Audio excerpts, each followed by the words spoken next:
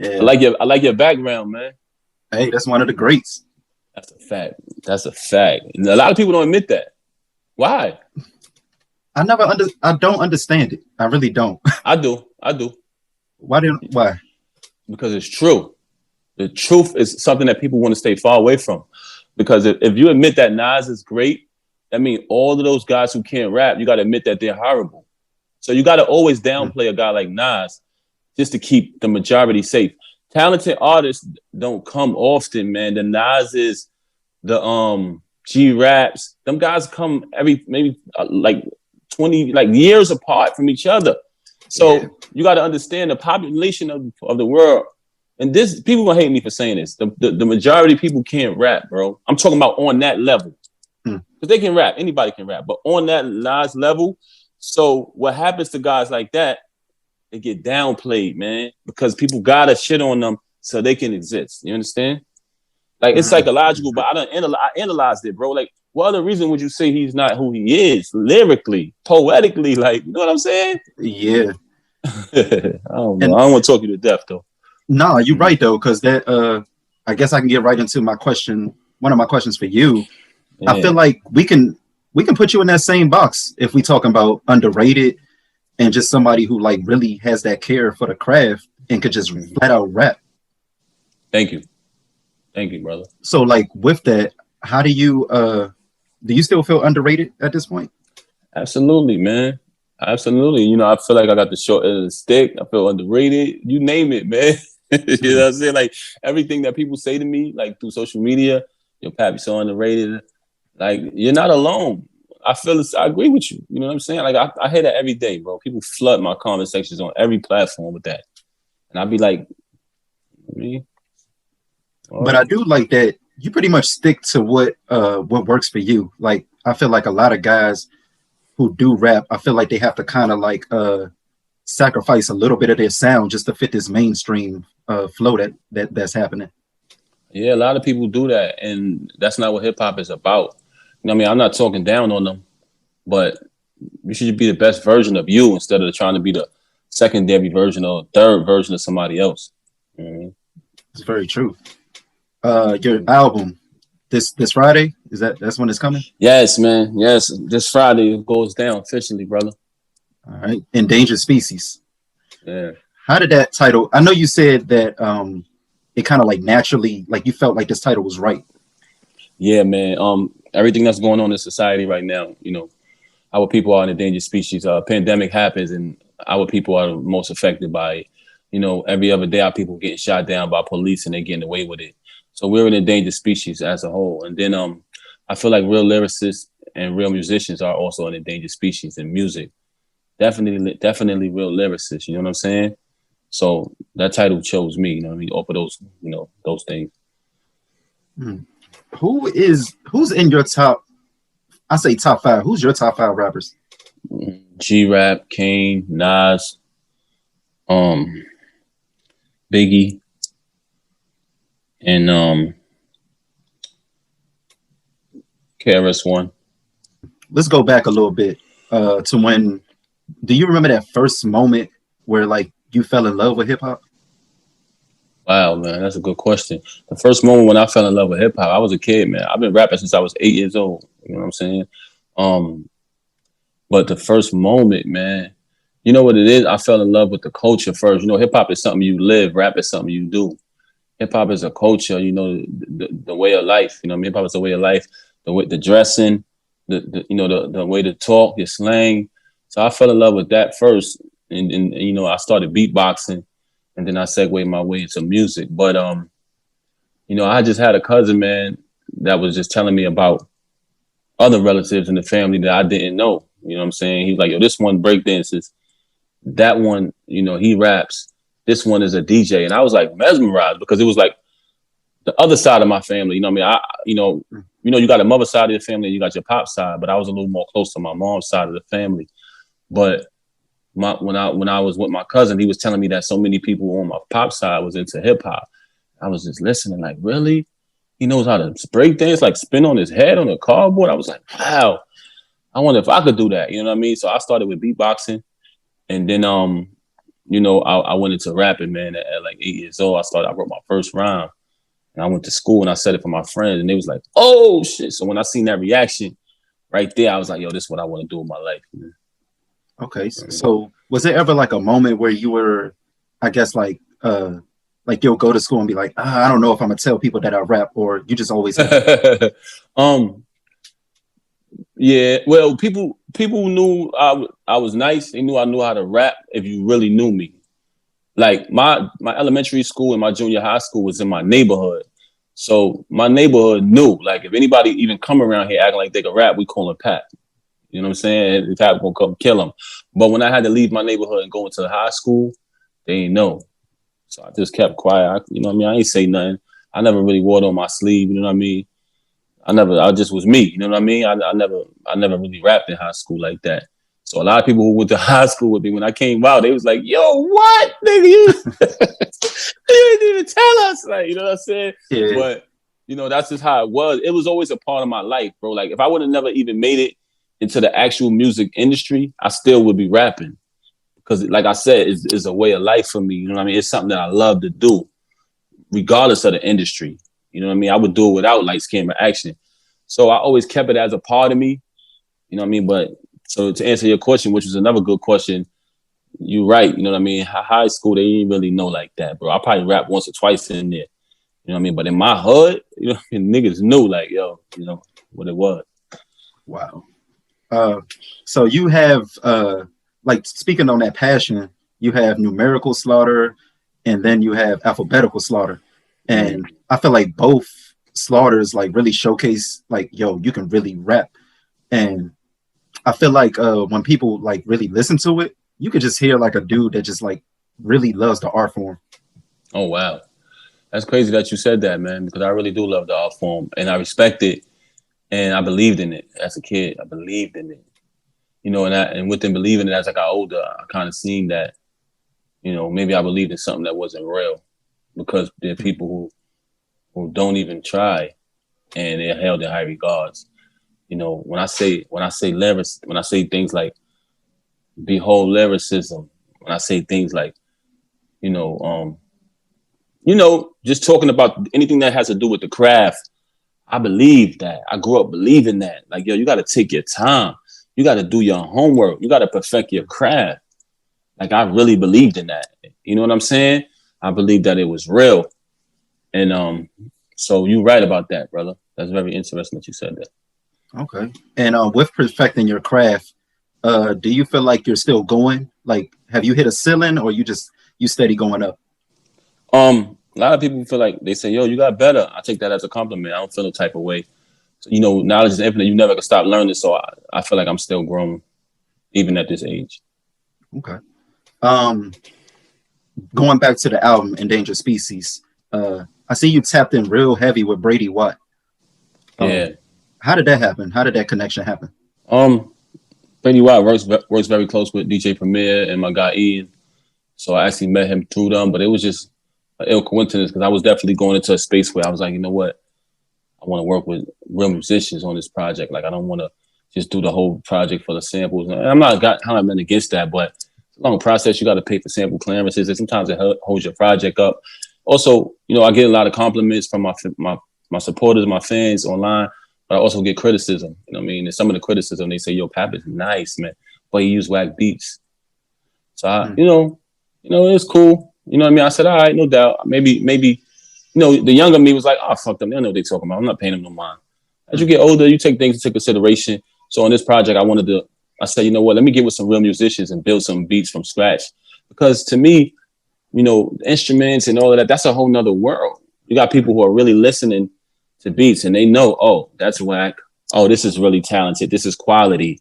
So I said, let me get some quality music. You understand? That way my music is quality, because I know I'm going to take my time and do the best I can with my lyrics. Let me get musicians who are going to take the time with the beats. And Brady is just a dedicated musician, man. Like, he really takes his time. He takes it serious. He loves it. Just look at a video of this guy playing his guitar. He's having the fucking best time of his life. Every time he's holding that thing, just like how you said, you hear my music and you're like, yo, this is somebody who cares about the craft. When you look at Brady, you see somebody who cares about it. You know what I mean? So, when politics come into play, when I see artists like that, young artists, I feel bad, man. I'm like, damn, man, they don't have a clue what they're up against. Like, you come into this, you love your craft, and you feel like, as long as I perfect my craft, I'm gonna be good. Nah, bro. The business part and the politics part is just a whole nother angle, whole nother downside of this shit. You know what I mean? Yeah, definitely. Along with politics, we're also in the middle of a pandemic. So I just wanted to know, like, did the pandemic affect like your album process or even the release date?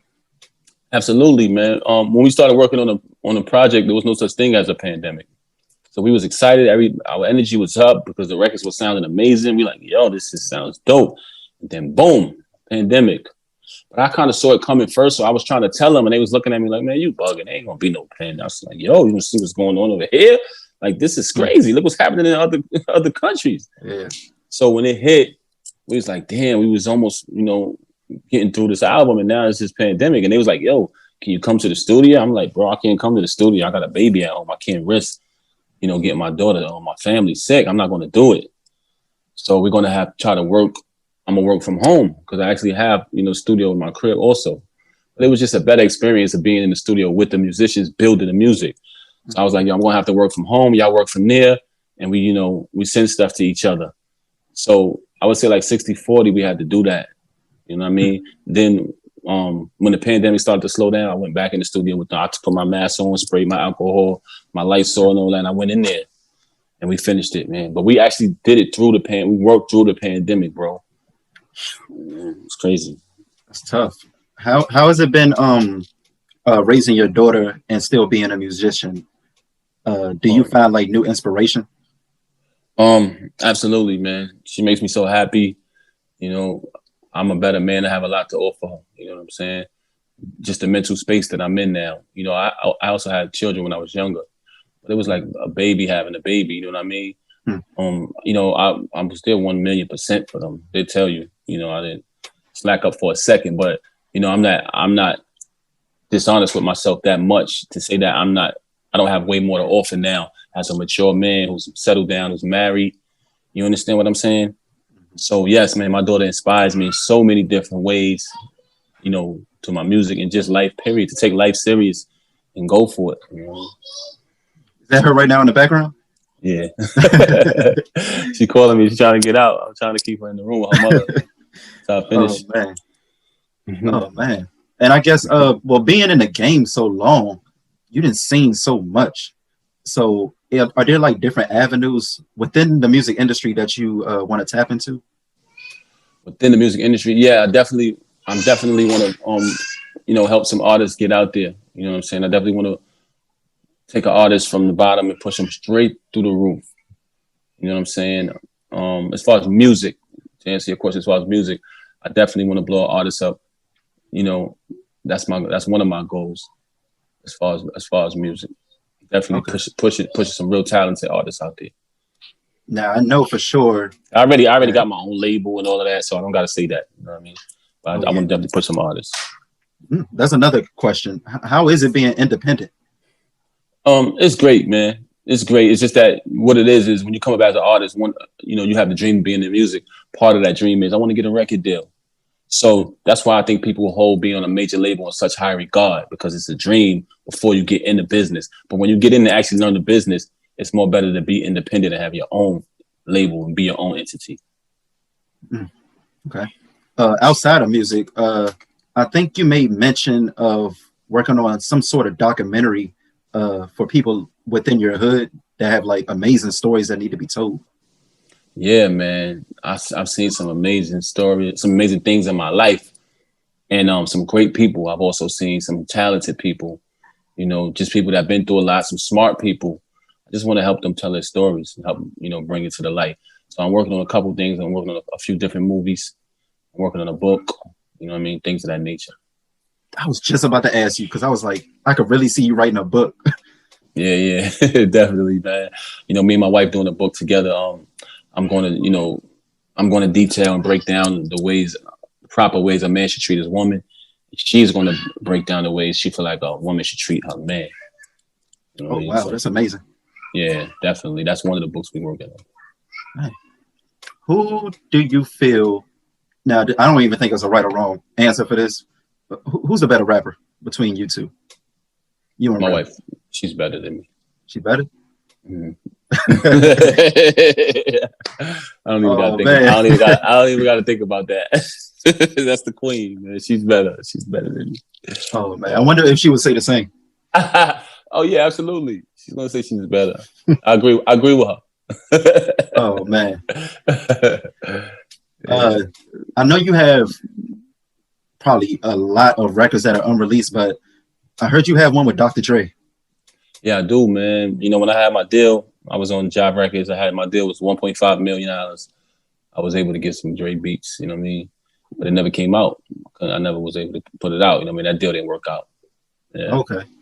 Crazy though. Dang. Are there any artists or producers that you look forward to working to in the future? Yeah, I want to work with Eminem one day, man. You know what I mean? Mm-hmm. That's definitely on my bucket list. Something I want to do. Be able to do one day. Hi, baby. Producer. I mean, my dream was to work with DJ Premier as a producer, and I'm able to do that all the time. So, you know, like what I consider success, man. Before I got in music, I did it. I achieved it. You know what I mean? That was one of the things I always wanted to work with Preem, man. He was just so dope to me. So as far as producers, that's about it, man. I don't got nobody else as far as producers now. That's pretty cool. Y'all did lock in on this new album. Yeah. And, you know, a couple times I was able to do joints, but yeah, he definitely did some cuts on one of the joints on this album. And I also see you linked up with Conway the Machine. Yeah, he's dope, man. One of my favorite new artists. How'd that record come together? Did y'all like do y'all both linked up in the studio? Yeah, we actually did. Actually do Premier because I seen that Premier was working with him, and I just respect and love what he's doing. You know what I mean? One of my favorite new artists. I reached out to Preem like, yo, I want to get Conway on the joint, and he was like, hit me right back like, yo. I hit him up, and he was like, hell yeah, Pap is dope. You know what I mean? Big me up and shit. So I was like, oh, that's what's up, man. And you know, we connected. We got in the studio. We vibed out. We're gonna do some more music together too. I just spoke to him the other day. We about to do some more stuff together. So shout out to Conway and that whole Griselda movement. They're killing it. It's just great to see yourself, Griselda, all these lyricists that are like really putting not just hip hop, but New York is like back in that essence. It feels good. The energy's good around it. It is, man. And that's what it's supposed to be, man. You know, a lot of people try to take us away from what this thing is really about.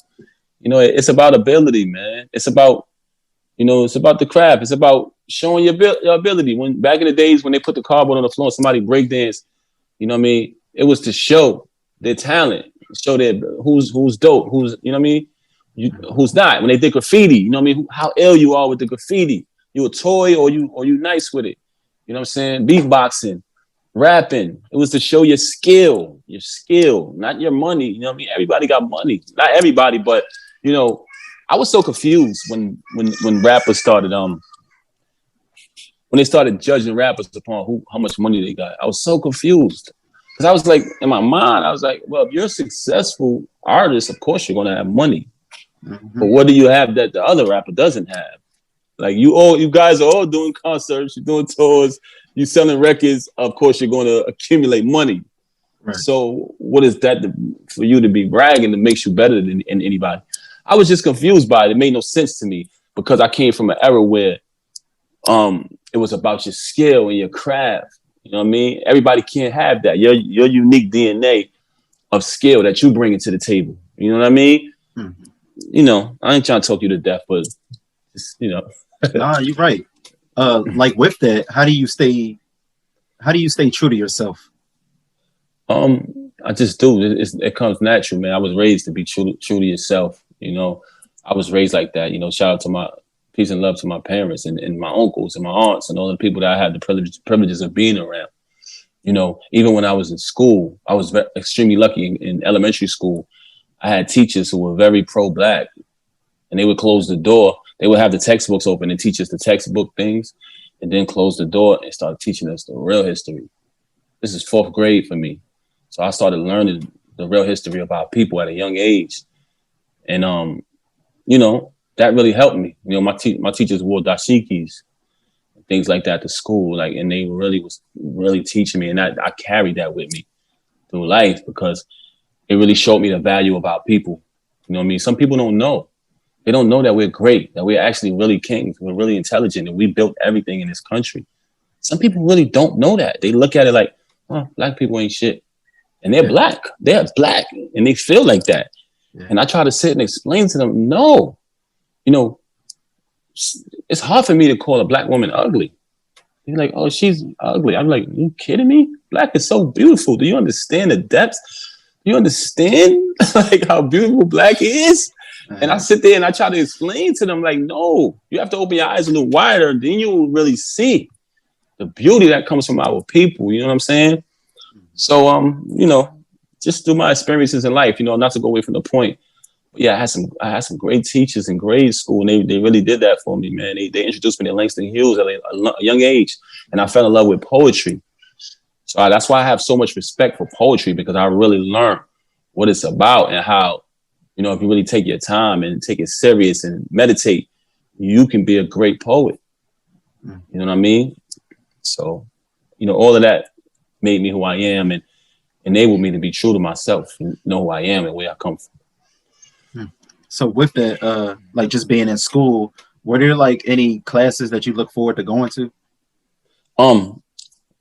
Reading, man. Reading and science, man. I was really good in those two areas, man.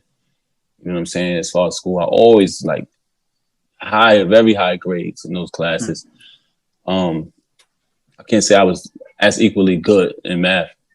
You know what I mean?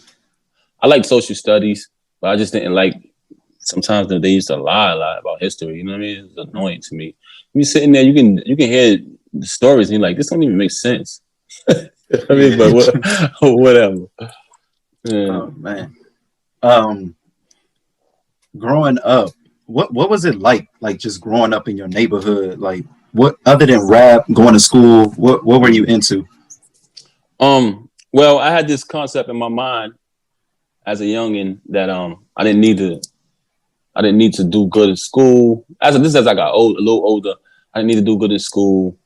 I didn't need to do positive things because I was going to make it as this big rapper. So in my mind, that was my plan. So within that process, I started getting into the streets and started getting into a negative lifestyle of street life. You know what I mean? Yeah. Myself, my cousins, my family, my friends who were around me, you know, we was in the street because in the back of everybody's mind, we're just doing this temporarily until Pap makes it with the music thing. Mm-hmm. And I didn't get my first deal until I was in my 20s. So to all rappers out there who has this big master plan of you're not going to listen to your parents, you're going to be in the street because you're going to make it as a rapper, just know it might not happen for a long time. So you probably should take your ass to school and do something positive. But to answer your question, you know, I was in the street, man. And I'm lucky to be alive. Some of the things that I was around that I seen, you know what I mean? And there are people, you know, who were with me, they didn't make it. The closest people to me are in here. I'm talking about family, gone. You know what I mean? So everybody don't make it out of that street life. You know what I mean? It's real serious, man. You know what I mean? But to answer your question, you know, I definitely was in the street because, you know, that's what I grew up around and that's what I knew. But in the back of my mind, I wanted to do music. It wasn't until I gained knowledge of self that I started understanding and saying, yo, I got to be smarter than this. There's more to life than the street life. And I became more wise and I started moving a little different. With those challenges, like growing up, losing people and just different life turmoil, were there any points where like you were like, you know what, forget this, I'm not even going to do music anymore? It was the only time when I felt like I'm not going to do music anymore was when I had my daughter, my first daughter. You know what I mean? That was like a reality check for me because I was like, yo, I can't be, you know, looking at this music as one day it's going to take me out of the street, take me out of the hood. You know, I got a mouth to feed. Somebody who's dependent on me now. I have to grow up and make somebody be somebody that she can, you know, look up to. You know what I'm saying? So I got into the coalition, the construction, and all of that type of stuff. You know, I started, you know, doing that. Mm-hmm. You know, but that was around that time when I had my daughter. I was like, man, forget this music, man. It's taking too long. So how many jobs did you have, I guess, Well, during your whole life, how many, like, I guess 9 to 5 type jobs have you had? Like I said, I was doing construction. You know what I mean, which was coalition. You know, I was working various jobs through that. You know what I mean. I was actually I made it to a good high position within the construction business, so I really didn't have to do hard labor. You know what I mean, for the majority of the duration that I was actually into that. I had summer youth job before when I was a kid. You know what I mean? I had summer youth job. I had a couple of those. You know what I mean? And just the coalition, the construction, those were the only, you know, jobs that I actually had growing up. Other than that, man, I was in the street, man, being a knucklehead, to be honest with you. Yeah. Do you feel like there's nothing, is there anything in your story that you would change? Like, oh man, I wish I didn't, you know, do this in the streets, or do you like just accept it for what it is? I would never be in the street if I could change it. I would never be in the street. I would just go to school, go to college, you know, and have a strictly positive life, positive, productive life from the jump. I wasted a lot of my years being in the street. I wasted a lot of my years, you know, chasing this music because I always, you know, knew how to rap at a young age, like I said, you know, and if I could do it all over again, I definitely would never be in the street. I don't advise nobody to even think about going into that type of lifestyle. You know what I'm saying? I lost a lot of people. I lost people that I love to the street, through death and prison. So I wouldn't advise it for nobody. Really a blessing to still be here. Yeah, man. Yeah, definitely, man. You know, one of the closest people to me, you know, my cousin, his mother and my mother are identical twins. So we was raised more like brothers, you know, and he got murdered. You know what I mean? He got murdered you know, a few years back. One of my other cousins is very close to me. His mom his father and my mom are brothers and sisters. We're cousins. We were raised more like brothers. You know, he was hit with an 18 to life sentence, which is winding down now. You know, so he should be home soon. But I'm just giving you these examples to show you that, you know, a lot of my peers, they aren't here no more, man, because of the street, the life that we grew up in, you know what I mean? And, you know, the negativity that we were around. How do you cope? Not to cut you off, like I said, I gained knowledge of self, you know what I'm saying? You know, in my teenage years, you know, both of my parents were married, so I knew the value of a solid family foundation. You know what I mean? It was always a dream for me to get married one day also, because I seen pictures of my parents' wedding on the walls as a kid. That's why I always advise parents, you know, it's always good to be married because your kids are watching. So I'm just adding those elements just to let you know all of the things that consisted of my life. It's not just the streets. Just I just got to a point in my life where I was in the street. With going through everything in your life, I know you talked about the recent loss of family, and in general, how do you cope? It was hard, man. You know, the only way to cope with death is through Father Time. You know, I always tell people when they lose someone close, it'll get better with time. But it's extremely difficult, you know what I mean, losing my cousin, you know what I'm saying, because we was raised like brothers, so that really hurt it, you know what I'm saying? So to answer your question, I didn't cope. The only thing that helped me cope was time. As time went on, it got a little bit better. It's never going to go away, but as time goes on, it gets a little better. Okay. And I do got one more question. How did you get the name Papoose? Well, when I was born, you know, my grandmother felt like I resembled an Indian baby. So instead of saying baby, the Indians would say Papoose. So and that's how you got the logo in the back. That makes sense. Yeah, that's my logo. So she named me Papoose, and it's so crazy you said that because you know, being here in America, we don't even know our history, where we're from, anything. And I recently found out my grandmother eventually died from cancer. So, you know, Papoose was always my name. Like when I first went to school and I found out Papoose wasn't my real name, I was so confused because all my family members, everybody called me Papoose. So when they was teaching me how to write my name, I was like, what's this? I didn't even know my real name wasn't Papoose. You know what I mean? Oh man. Yeah, word. So when I came into the music business, I didn't want to make a fictitious name. You know, my grandmother eventually died from cancer. So I was like, you know what, I'm gonna keep my name, which is Papoose. And I the reason why I said a lot of our people don't know our history, I also found out that my grandmother was actually Indian.